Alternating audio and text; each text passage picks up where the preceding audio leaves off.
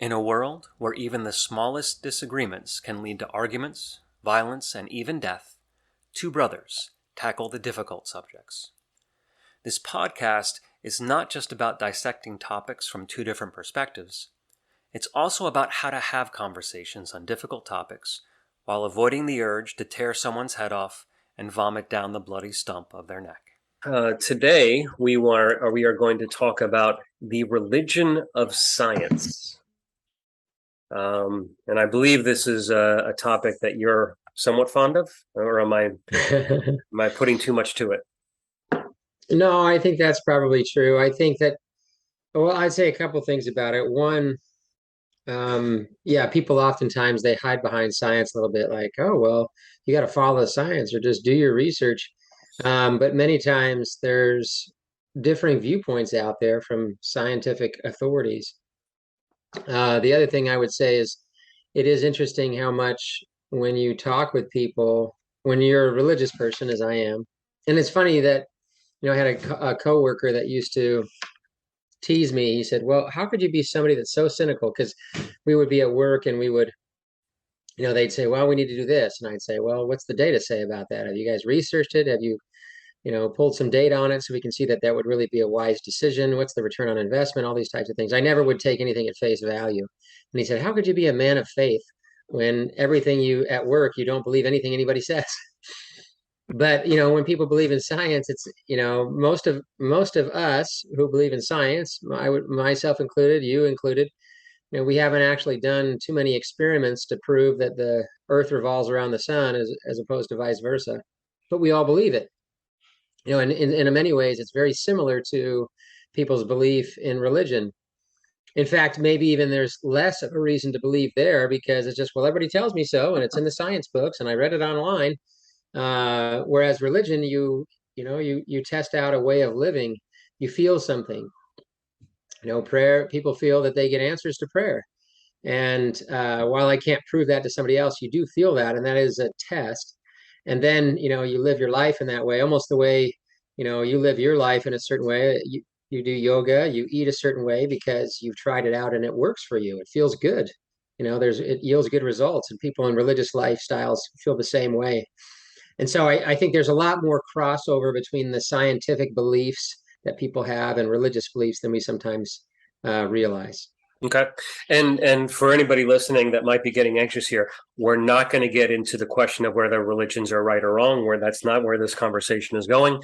That's up to you and whoever you decide to pray to or research with to figure that out. And there are certain portions of this topic that I do agree with you on, Colin. I think that there are certain aspects to science where there is a bit of faith that's involved and a certain amount of trust. And I think it is really important to bring those out to the light because you're right. I think there are certain people that say, well, science said it, therefore we shouldn't question it, therefore it should be the basis for every decision that we make. And I think that's not always what the best scientific approach would be. So the first one that you mentioned already is that there is, because we haven't gone and personally tested everything, we essentially are taking it on faith that people have, and that those outcomes are what we're being told they are. And I think that that is true by necessity, because we couldn't go through and test or retest every scientific perspective or stance. And so there has to be a certain amount of trust in the community at large. And I think you're right on that. And we have to acknowledge that. And I think part of the reason why we need to do that is because science will often, or what science says, which is sort of a weird thing because science doesn't say anything. People say things in the name of science. But people in the name of science will change the way things are. That people will be complaining, oh, now you're telling me I should wash my hands all the time. It was just 500 years ago you were telling me I was supposed to be cutting my skin to get all the extra blood out. Which is it? Well, am I supposed to believe you now? You were wrong then. And so the bloodletting is no longer a thing, but now the hand washing Oh, is.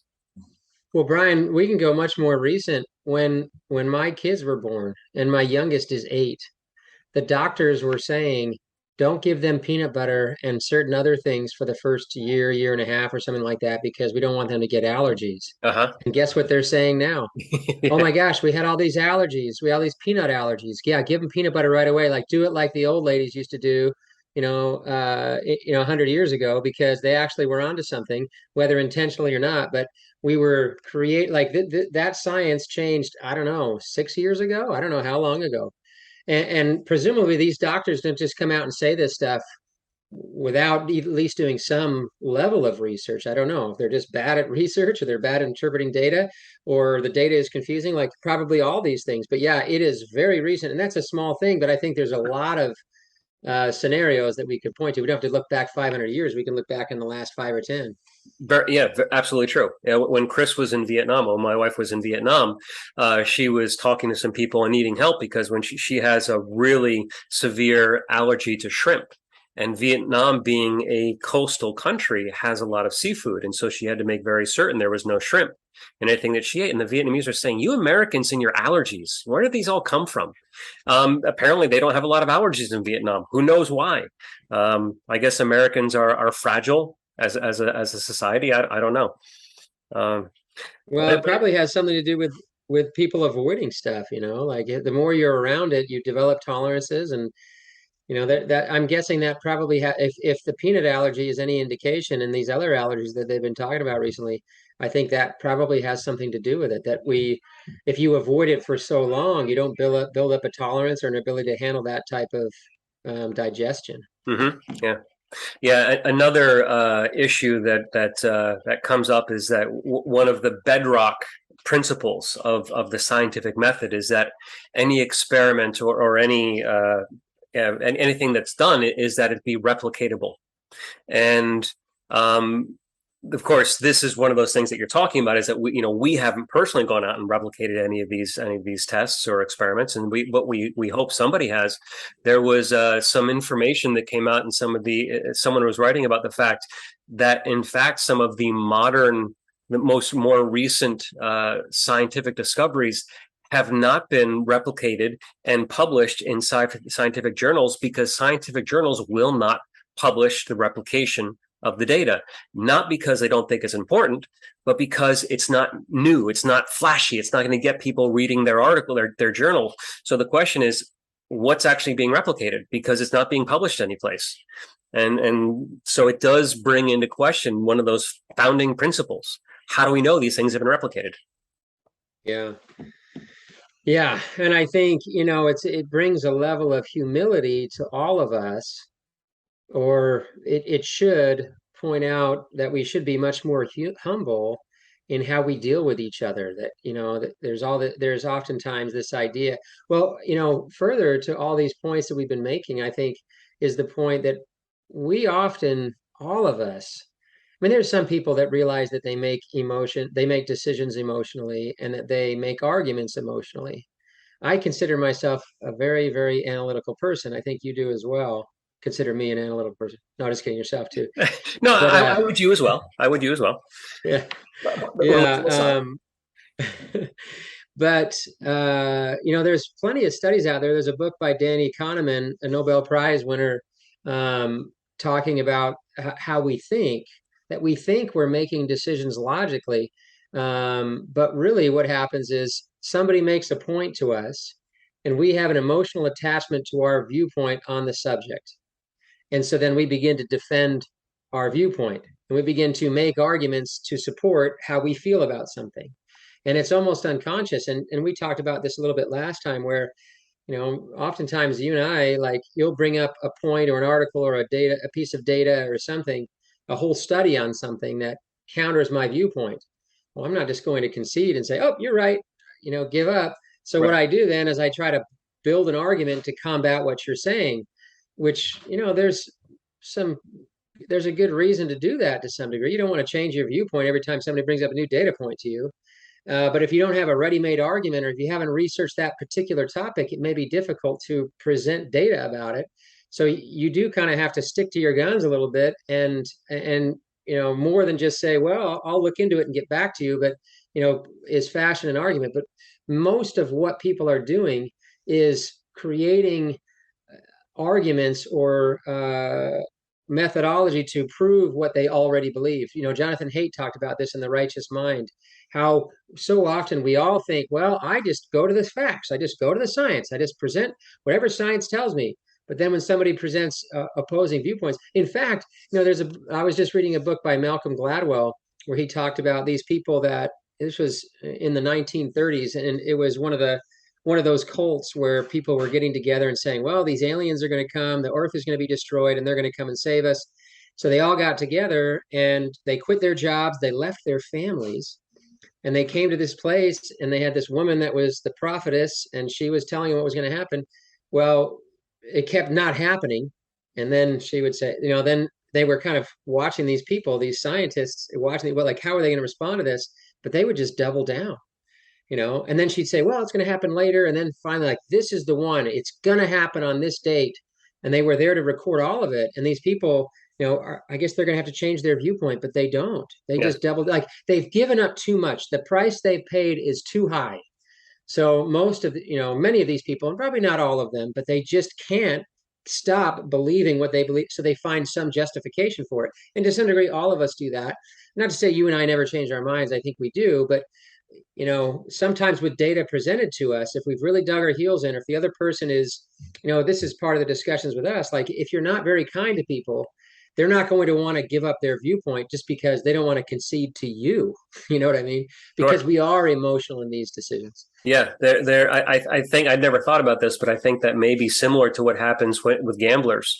When you know a certain amount of money you can commit, and then you go over that amount, and even though you're overcommitted and you don't have the money to spend, you keep on going. I've got to get the money back. Because admitting failure at that point is going to be too painful, and you're just praying beyond anything, beyond any reasonable hope that you're going to somehow dig yourself out of this hole. So you keep on going, you keep on recommitting, when it's you keep on making bad decision after bad decision, because the alternative, admitting that you were wrong, is worse in your mind anyway. And admitting to other people, oh, I just lost $500. I know I said I wasn't gonna go above 1,000, but I just lost $5,000. I got to just keep going. Like, yeah, that's. And I've got a personal experience with this. When I was and I hope this is one of those times, I hope not many people are listening, but I was involved in a multi-level marketing company, and I was fully invested and fully committed into it. And I even when I would, in 3 o'clock in the morning, wake up and acknowledge this was a bad idea, that I really need to get myself out of it. I had put so much time and effort into this thing that I really wanted it to work. And I saw the people that were successful. And if I am successful, then it's okay. And it's, all this work that I've done is going to be worthwhile. But I kept on going. And finally I had to say, yeah, I need to get out. And it was humbling and humiliating to admit that I had done this thing, and that I had made the bad choice, and that I finally walked away. But I know many people can't admit and acknowledge the mistakes they've made in that way. Well, yeah, that's true. And sometimes it's just, I don't know, it's just a simple argument that you're having about a political viewpoint or Mm-hmm. something else.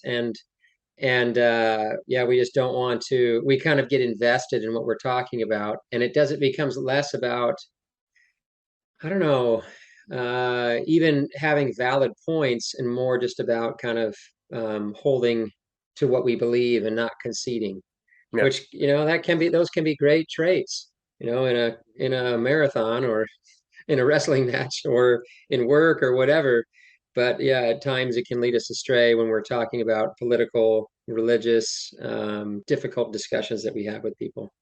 So let's talk about when science, or when those of science have differing opinions, because this does happen a lot, and it became very clear and into the forefront during the pandemic, when you had some medical doctors saying this is the best approach, other medical doctors saying, oh no, we need to go this way, and then many people committing, to one faction or the other. Is there an approach that is better than another approach? Yeah, it's a difficult one. You know, that definitely happened. It happened multiple times, and I think even at times you had certain political and other leaders that changed their viewpoints. But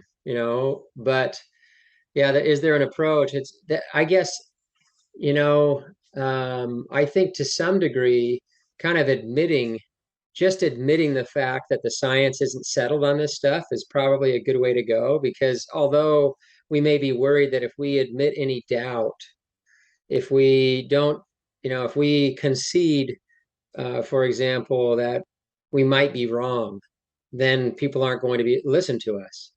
But I think we'll get much more agreement if we are willing to concede those points from time to time. Like, hey, this is the best path forward. It's not perfect, and there might be some flaws in it. For example, the vaccine. Like, the vaccine started out very quickly. Yeah, it hasn't been fully, like, just be open and honest with people. It hasn't been fully tested. I think there would have been plenty of people that would have been willing to try the vaccine if people said it wasn't fully tested, but very quickly it moved to, yeah, this is what we have to do. And I don't know, that I think kind of opening it up a little bit to conceding some points and saying, well, here's the data, let's just talk about it together, is better than acting as if we have all the answers when we don't. And what's going to happen next is a whole bunch of speculation, and so I think if we acknowledge that up front, I think it's fine. It sounds to me, and you've said this, taken this approach a few times. It sounds to me like you're saying if there was more honesty in the information that was presented, for example, with the vaccines, that enough people would move forward with all the information than those that were reluctant, and you feel like overall that would have been better optics for the scientific community and for the government. Is that basically what you're saying? Yeah, I would say so. And I would say as well that because there are people on the opposing side, what I would add to that, I would say yes. And um, what I would add to that is there are people that would oppose those ideas that are going to be more willing to change when you at least accept or kind of admit that you understand where they're coming from. Like, I understand why some of you are concerned about this. There's been a history, like, this isn't perfect or whatever else. Like, this isn't the perfect solution, but it's the best one we have, because you're not going to dissuade those people that are already really, on your team. You're going to persuade some people if you, instead of ridiculing them and telling them like, oh, you're so stupid, you don't believe the science, this is obvious or whatever. I think they would be more willing to come to your side. I think, in politics in general, there's a lot of, when you look at somebody making an argument, you can sometimes see they're not trying to convince anybody on the other side of the aisle. They're trying to rile up the people on their side of the aisle, Yeah. on the people that are voting for them. And both sides do this. You could be a Republican out there, and he's not trying to convince the Democrats. He's trying to convince the Republicans how stupid the Democrats are. And the others, it happens in both directions. And if you do that, I don't think you're going to get a big consensus out there. And I think that's what happened a lot of times with the pandemic. Is that making any sense? Mm-hmm. Yeah. Yeah. I mean, it's an interesting perspective, because in the few times that you've put forth this perspective, it really sounds like you're confident that people will act in society's best interest. Not all the time. I mean, in this particular situation, we're talking about whether you're comfortable taking the vaccine or you're not. But if we look at like you made the same essential argument about people should have been told that masks were in a shortage and that they were important and that we should not use them because the medical community needs them more. And there's been some, I think, a time or two other, and so it sounds like if people were presented with the information, you're confident they would have done the right thing. And I guess I have less confidence in people's general humanity and trusting and good nature. Yeah, you're a misanthrope. Well, maybe We knew that. But I am, but I mean, that's a part of it. But also, I would say, Brian, we have to look at what we think the end result will be. And we can't just say, well, like, well, Colin, I don't, I'm not sure that 90% or 85% or 80% of the people are going to make good decisions. But I mean, we should, I don't know. First of all, I think people are better than, like, for example, if a little kid got lost in the mall and went around and asked people to help him, Hmm. like, oh, I can't find my mommy. 99.999% of the people would help that kid and get him back to their parents. Like there are good people out there. And I realize that people do steal and there are, there is stuff like that out there, but people are pretty willing to come together. I think there's more good out there than you might realize. But also, like, if you politicize it like we did in the over the course of the pandemic, you kind of get 50-50, right? And I wouldn't, and 50-50 is kind of it's an oversimplification. It's probably better than that because there were certainly some Republicans that were okay with the vaccine and everything else. Just Uh, what's that? not out loud, not publicly. They would get the vaccine. They just wouldn't tell anybody they got the vaccine. Well, I got the vaccine. I was happy to, I guess I'm not a Republican, but there were plenty of Republicans that I knew. I'm not talking about the political leaders. Okay. I'm talking about, Republicans in general. The political leaders are just kind of cheerleaders trying to bring people to their side or whatever. But I think there were plenty of good people out there, or Republicans, sorry, there were plenty of Republicans that were getting the vaccine. But it was, it becomes very divided when you handle it that way. And you can get closer to 50-50 than I think you otherwise would. And there's more to it than just, well, what would they have done? Like you have to look at the results of if you tell people, hey, we lied to you about the masks. We lied because we thought you were bad people and we didn't think you were going to do what you're supposed to. And that put you at risk. Like, I mean, you didn't have to say like don't use them. You didn't just have to say, for example, don't use them because we need them for those other people. You're telling them like, don't, hey, we don't have very many of them, and you're probably not even going to be able to get them. And so be careful. Don't go out as much. If you're hearing, oh, well, it's not a big deal, it doesn't do any good anyway, then you're not being more careful as maybe you should be if you do believe in masks. Does that make sense? Like there's all these repercussions that come along with that we can't ignore. And it's not just, well, we need to get the most people wearing masks as possible. We need to be honest because that creates a lot of institutional trust. It changes a lot of how people are going to behave now and in future into the pandemic. Like there's a lot that goes into that. You know what I mean? Yeah. All right. So I'm going to put forth now my analogy of religion and science. And Okay. if you think about us, and if in this analogy, instead of being people in this analogy, you and I are computers. We're all computers. And so with Okay. computers now, you have two different operating systems. You have religion, in which you're basing your life on the religious tenets and on the leaders of your religion and dogma and all that, or you're basing your life on science. And this is how you're going forward. And so in this analogy, your religion, it's sort of like Microsoft Windows or Apple OS because it's a proprietary, it's owned by a company. It's very closed. You really have no idea how it works. Every now and then they put out a new variant, a new iteration on it and say, this is the new operating system that you need to go and run your computer on, and that's it. And so you contrast that with a open source software like Linux or some of the other ones that are out there. And the difference being with an open source software that the code that makes the computer work is completely open and anybody can look at it. Anybody can examine it. Now, in truth, most of us don't. And I run Linux on most of my computers, and I prefer it that way. And I can do a little bit of some of the command line the stuff, but very little of it. I trust that the other people that are putting forth the updates and that are making sure that it's safe and that are keeping malicious software out of it, I trust that they're doing a good job. I'm not going in and checking every single update that comes out. I'm allowing them They won't wear masks, but they'll keep the code up to date. I get it.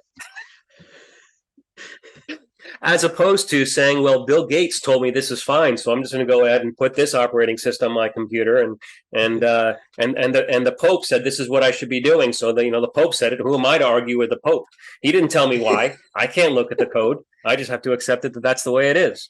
Oh, you're such a reductionist. And I recognize this is sort of a black and white argument that it's either one or the other, and that in truth, in most aspects, religion and science can coexist. until you get to things like the origins of something, or the final conclusion of something. In most ways they can work together. It's just sort of, what do how are you basing your decision making process? Are you looking to religion, to someone, what you were taught in Sunday school, or are you looking to what you learned in your science class? So what are your thoughts? You look like you have thoughts. Yeah, I did not really think that was a great analogy. Um, What? Unsurprisingly. Yeah, so you're Bill Gates is like the Pope or something. I don't know. Yeah, I don't know. Yeah, I agree with you in the idea that religion and science coexist. I would say even in the origin of things. Like, I don't see anything, even in the origin of man or the origin of the universe, that makes me think, oh, there couldn't be a God. I mean, first of all, we know so little about it. Like, what happened billions of years ago? There was some big bang. They're saying, like, God couldn't be a part of that, or maybe, was that the origin of everything? Is there a multiverse, or is there a universe, or are there multiple universes? I don't really know. Like, could God have been in the same way that you'd say, well, you know, uh, could God have been a part of the creation of this earth and the creation of man? Like, why not?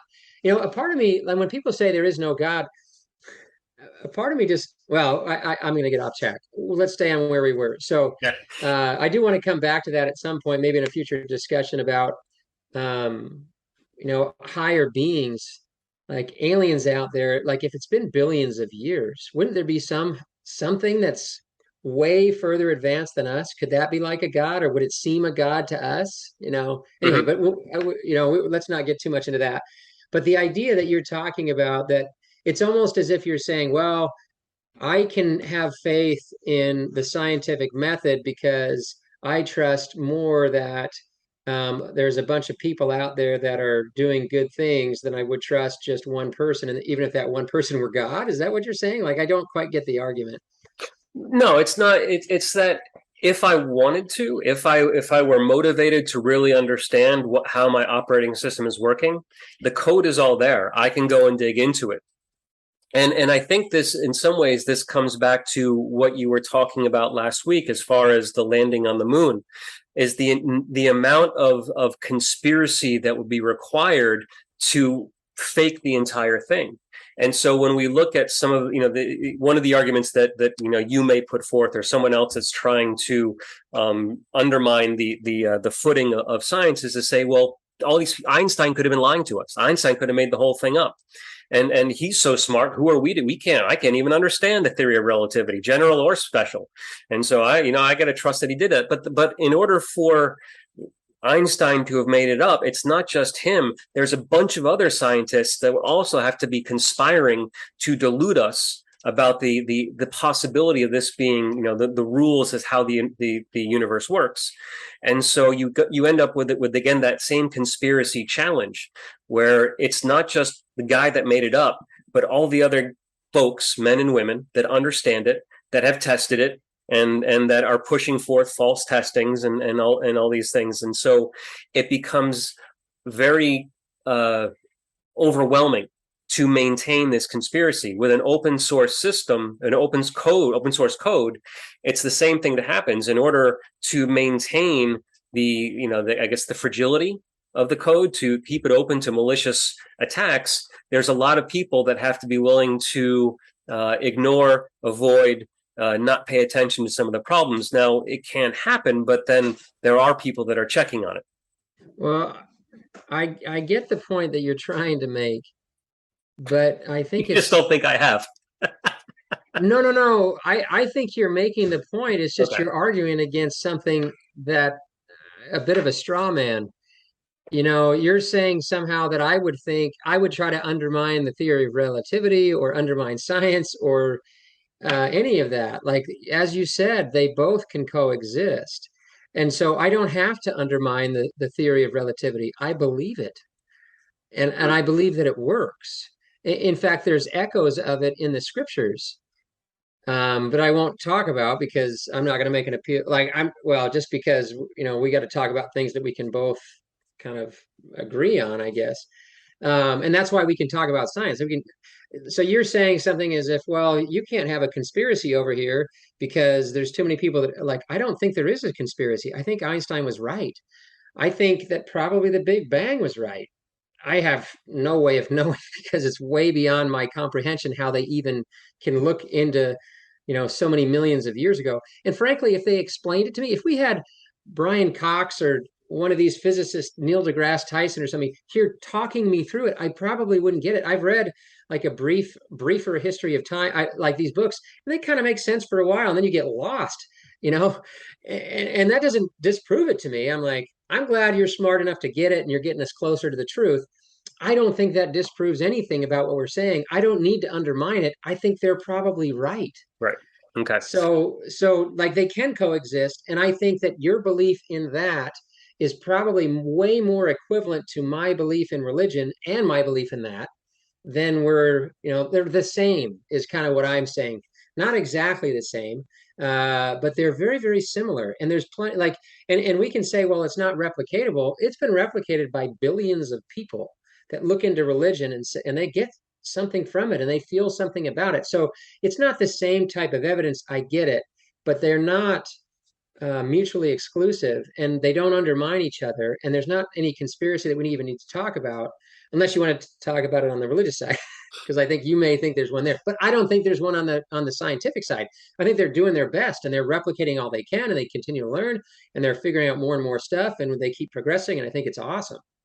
Yeah, no, it wasn't necessarily working against an issue that you were bringing up. I was just looking at one of the common challenges that is brought up about science, being that you have opposing viewpoints occasionally. That you sometimes have people saying, "Well, we have to trust that they did it, and who are we to trust them? It could be a conspiracy." And so I was really looking at those possible arguments as to why we can ignore and not accept the opinions put forth by scientists, because they are the best arguments that we have, or the best when we're looking at things like medicine and the laws of the universe. They're the best that we have to go by, and so that's really the only argument that I was making, is that when you look for an expert, to guide you in these things, you don't look for,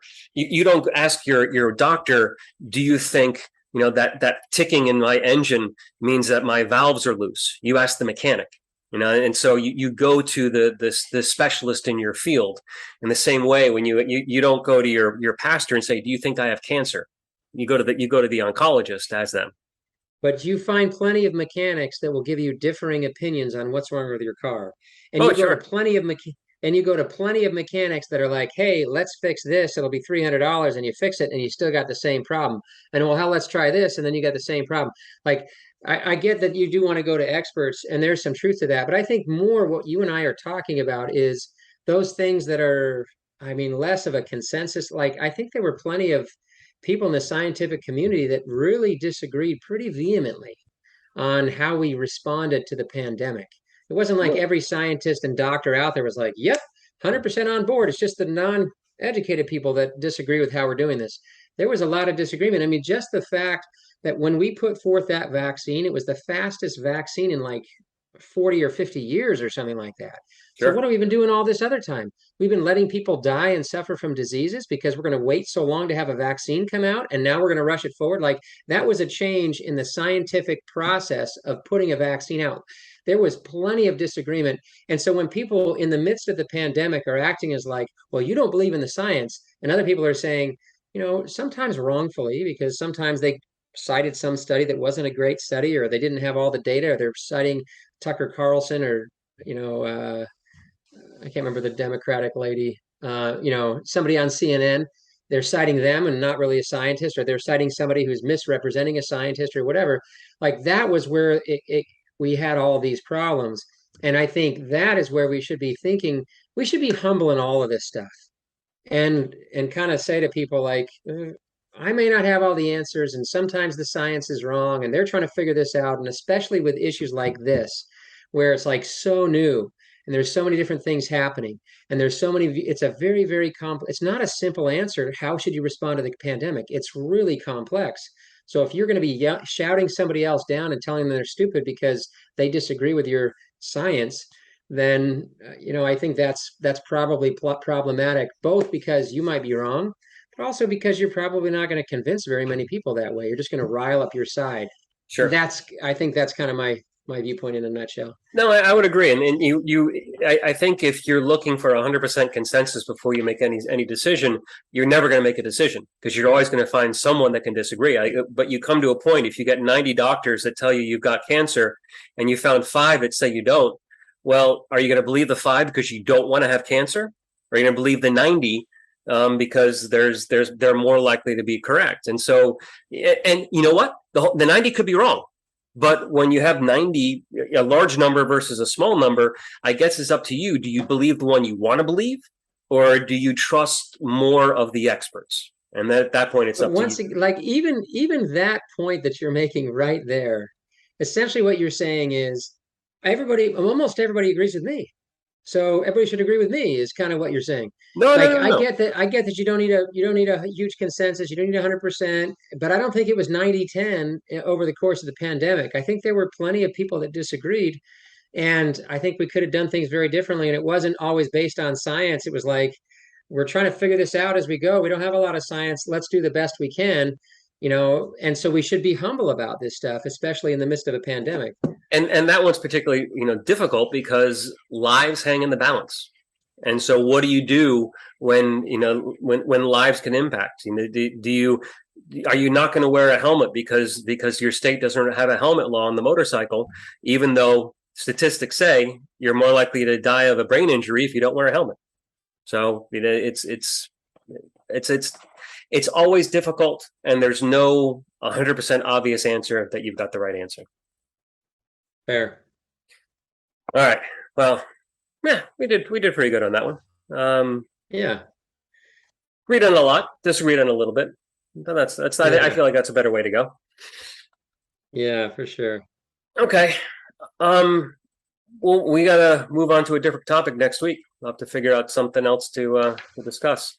Maybe Okay. if I like it when it's relevant to what's going on out there right now. Pay attention to what you hear in the news. Anything else? Maybe we can find a new topic to discuss. Okay. Sounds good, Brian. All right, cool. Talk to you later, Colin. See you, Brian. We hope you learned something in this episode of Brother versus Brother, a podcast about difficult conversations. We also hope that you enjoyed it enough to subscribe to the podcast. You can help us by spreading the word. Share this episode on your favorite social media so that others will have an opportunity to experience it as well. You can also support us by donating through Patreon. This information and more can be found on our website, broconvo.com, and on our various social media accounts. Thank you.